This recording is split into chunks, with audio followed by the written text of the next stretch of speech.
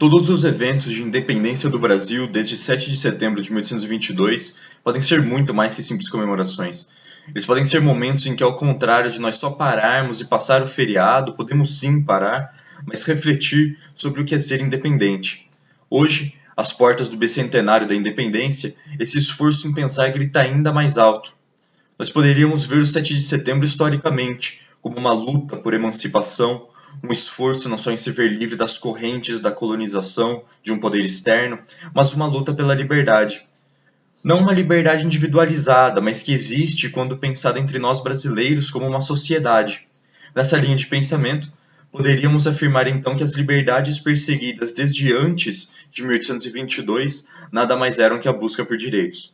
Surge aí uma pergunta: que direitos são esses? E ainda, se esses direitos ou liberdades só existem dada a relação entre cidadãos, o chamado contrato social, perguntamos: direitos para quem? Ao longo da experiência brasileira, houve uma série de conflitos com olhos voltados para a independência, representando vontades diversas, como de grupos dominantes que não aceitavam se desfazer da escravidão pelo benefício de que tiravam daquela prática aterradora, mas também setores preocupados com maior igualdade social. Nisso, a nossa história é marcada por lutas a começarem já em 1710, com a Guerra dos Mascates em Pernambuco, as rebeliões em Minas Gerais a partir de 1720, a famosa Inconfidência Mineira, em 1789, organizada em sua maioria pela elite local e que ganhou gradativamente uma importância como símbolo da luta pelo republicanismo.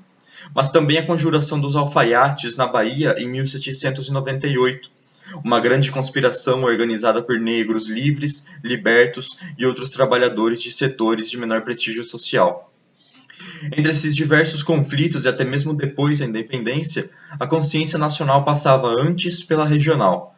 Uma informação importante quando nos propomos refletir quem tem liberdade e direitos no Brasil, pensado, depois da sua primeira Constituição de 1824, como uma nação em um cenário internacional, que com a independência postulava uma outra concepção de cidadania.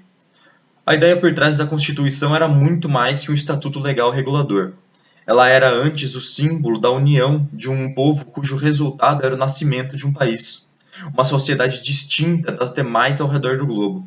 Assim, a Constituição simboliza ainda mais que a união, mas a própria união entre nós brasileiros através de nossas obrigações e direitos válidos em relação uns aos outros.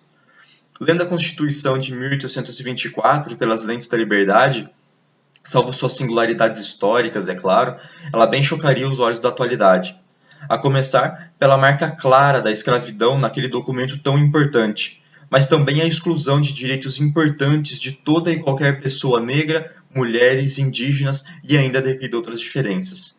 Isso mostra como as lutas por igualdade social, travadas desde antes do 7 de setembro, eram ainda muito necessárias. E lutamos e alcançamos muitas conquistas. Foram várias, mas dá para ressaltar a liberdade de culto religioso com a Constituição de 1834.